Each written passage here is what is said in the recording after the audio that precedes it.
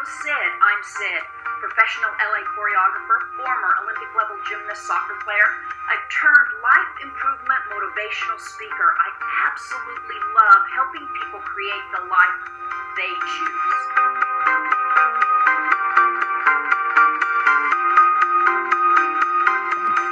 Today I'm going to chat with John on how to get out of your own way. You know, this is a subject that is very common. I think it's a hiccup people have in their lives often. Everyone says they want different. You hear people discuss wanting change in their life, a different career, a different lifestyle. Maybe they want to figure out how to find peace, how to find more balance and happiness. But then you watch them, and a good majority of them revert back to doing the same thing they've been doing for years and years and years, and wondering why they're not getting any changes. For example, a person I know had been asking, praying, thinking, hoping, and dreaming for a certain type of life, and a certain type of career, a certain type of relationship. And this individual has been wanting this for years and years. And all of a sudden it starts coming to him from the career to the relationship. And he says, oh my gosh, I've never experienced life like this before, where I'm happy, I'm peaceful, I think about something and then all of a sudden it arrives. I'm hopeful about something and all of a sudden opportunity comes. So he's experiencing this. He says it's the most joy he's ever felt in his entire life, the most peace. And he then tells me he's the happiest he's ever been. So you watch him move along, and a hiccup comes along in his life, which obviously triggered him, whatever that hiccup was, because it was something at work. Something at work didn't roll well. He started having a problem with his boss, and immediately he went back and reverted into doing all his old stuff again. The way he communicated, the way he thought, his problem-solving skills, and as quick as that, his life started twirling down the toilet. I mean, it was as quick as a blink of an eye.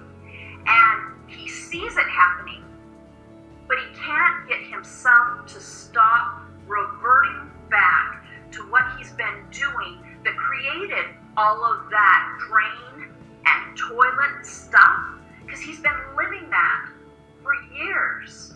And he's finally happy. What do you think, John? What is it that creates that push? You finally see peace. You finally see hope. You finally see that your life is blooming and you're getting everything you want, and you're triggered one time, and all of those choices begin, and you can't stop it. For some reason, the majority of people cannot flip themselves out of it. They just watch themselves continue to go down the toilet.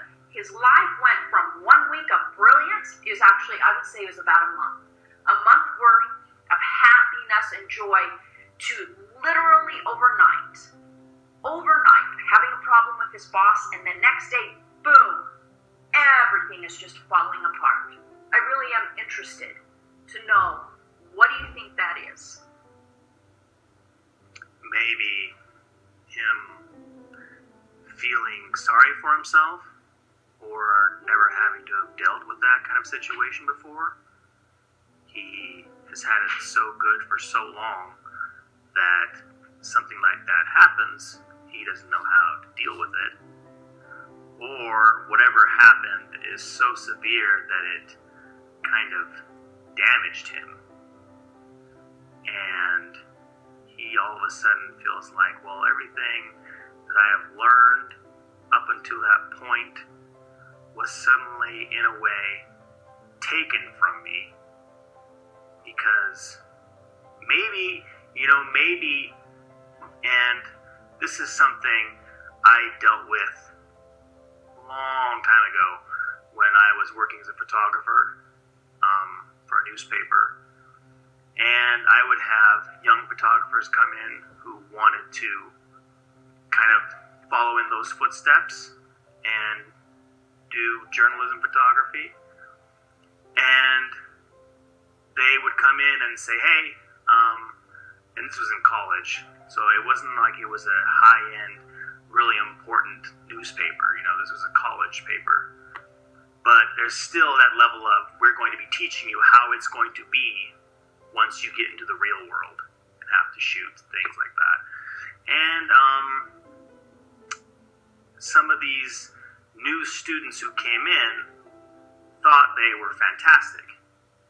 And as soon as they shot one photograph that was either by my standards, not where it should be, or even by our chief editor's standards, they immediately, like you said, went down a little downward spiral. And then we would ask them, well, what is wrong? Why are you feeling this way? And then they would say, well, I shot photographs all through high school, and no one ever once told me that they were bad. And now all of a sudden you're telling me they're bad? And I think that is a problem sometimes, especially in a creative industry like that, where people need to be able to accept criticism. They need to be able to accept that not everyone is going to like their stuff. They need to be able to accept some kind of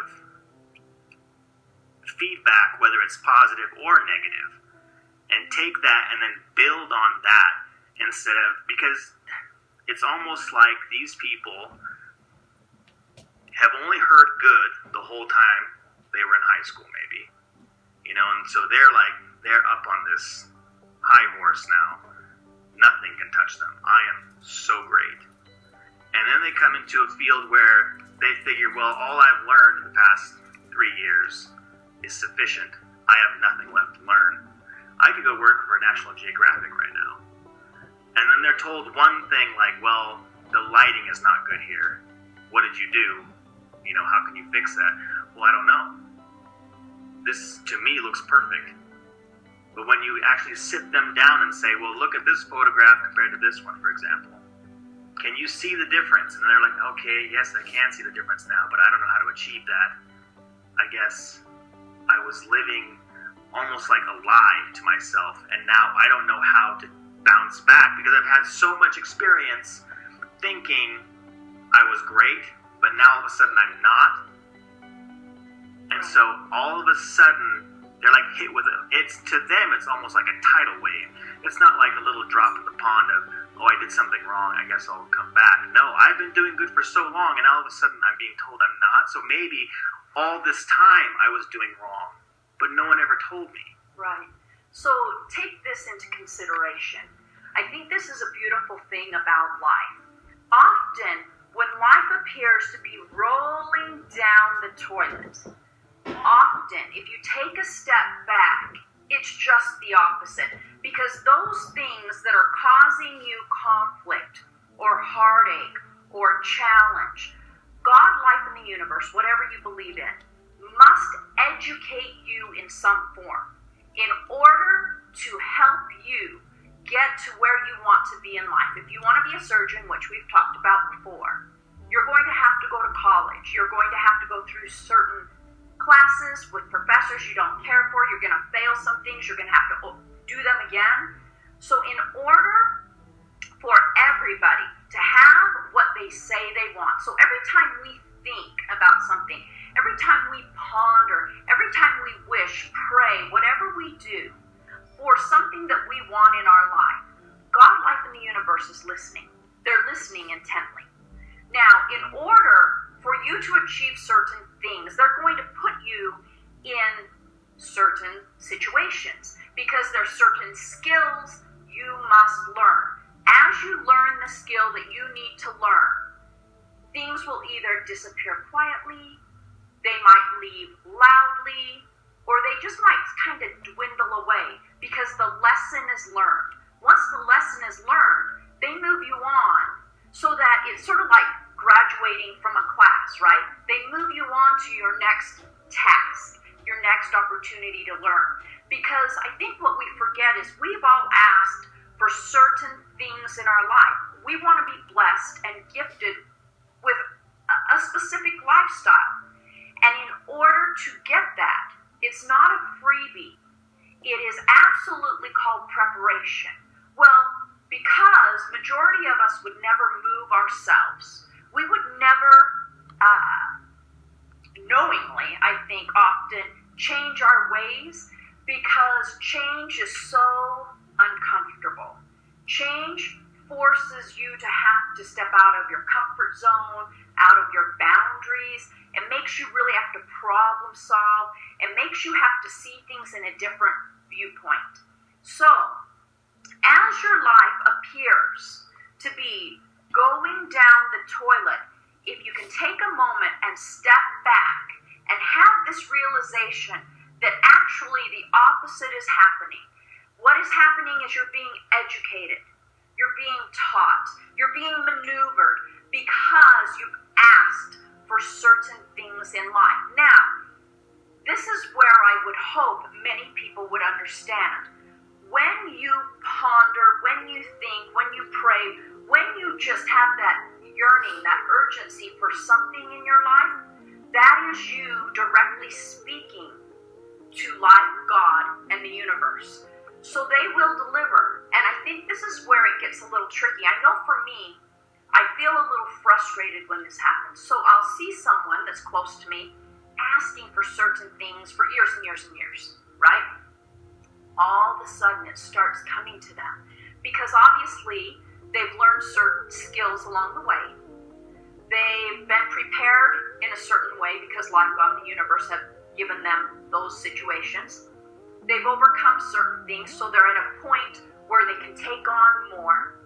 So life, God, and the universe listens and delivers. So when they deliver, that program, that opportunity, that destination, and that journey was not created for the purpose in 10 years or in 5 years, right? Or even next week. It was built for right now, right when you're feeling it, right when it's happening, because in order for you to be successful, there's all of these people, which is really quite crazy, right? Every person that's in your path has to be there at the same time. Whether they're there to stop at a red light with you, maybe it's a guy doing construction out there and has held you up now for 1 hour. He had to be there. Every single thing that happened in your beautiful journey along the way to get you to where you're going was so beautifully maneuvered and created for that very moment. So the hiccup is this. It's created and most of us go, wow, well, it's the wrong timing for me. Or I'm not quite ready for it right now. Take this into consideration. You can use whatever car you want. I'm just going to say a BMW, all right? So let's say you want a BMW so badly. You know you want it, you've test driven it, you know what color, you know the whole gig about that BMW that you want. One day, you show up at your house and there sits the most fabulous black BMW with the low-profile tires, the most beautiful rims you could ever wish for, tinted windows, and an oyster black interior. It's fabulous. And you look at that car and you think, oh, wow, that is amazing. I've wanted that car forever. And then as you look at the car and as you kind of walk around the car and you find yourself stepping back up onto your porch and you look at the car, all of a sudden you hear these words come out. You know, the taxes on that car is going to kill me. I don't know about that. Oh, and I don't have a garage ready for that car. And that car's not just going to sit out in the open. So you know what? Take the car back. I'm not ready for it. The problem with this is that car was delivered to you on a certain day because you've been wanting, wishing, hoping. Everything about you was prepared to own that car. But your brain is so focused and your life is so focused on what you don't want, what you can't have, what you can't achieve, what isn't right for you, and everything that isn't going to work, So you push the BMW away. Well, the problem is that BMW isn't going to come back. That BMW arrived one day. And if that person could take a moment and step back and go, okay, there's some taxes here. Or, all right, I don't want the car sitting out in the open. Maybe I get a car cover. Most people are so busy looking at the things we don't want, we can't have, and we can't do, that we're so busy pushing things away, the things that we've been waiting for a lifetime, when in actuality, those things have arrived because you've done the work. You've done the time. You've done all the investigating and all the homework God and life and the universe has asked you to do, and they've provided. But we get so narrow-minded and selfish. I would have to say that's selfish, because if you look at it from a higher power's point of view, they have 1 billion or more people to deal with. So when they take that moment to be focused directly on you, your dreams, your hopes, your life, your future, to say, wow, we've been creating it, the moment is now, you're ready, and then for us to say, well, I know I've been asking, but now is not the right time. I'm busy. I'm under pressure. You're asking me to change and find a car cover for the BMW. You're asking me to problem solve how I'm going to take care of the taxes, like maybe I could make payments or something. So my point to this is, as I see, and I have to find myself taking a deep breath, because it's a sad thing. I find it quite sad and quite unfortunate when you see so many people wanting what they want, driven for what they want, and they start achieving and getting it, and poof, overnight, literally, they can push it down the toilet because their frame of mind is so bent on sticking with what they can't do, what they can't have, and what is not working.